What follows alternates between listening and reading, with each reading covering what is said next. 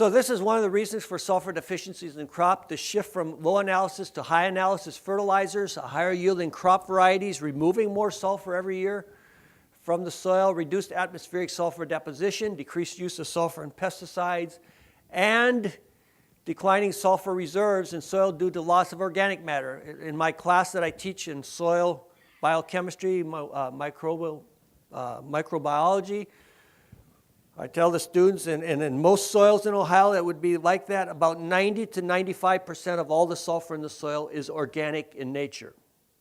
And so for that to become available to crops, it has to be mineralized. It has to change from organic form to inorganic form.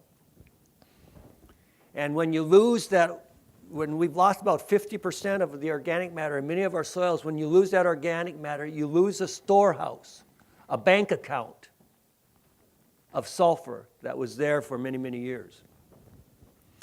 This just shows the loss.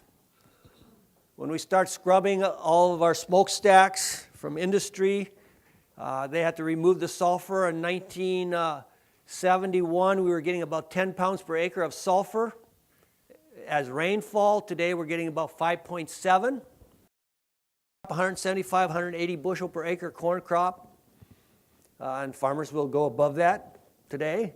We'll remove about 15 pounds of sulfur every year in harvested grain. So you can see we used to get enough to almost meet that requirement, especially back then the yields weren't quite as high. We're running deficits today.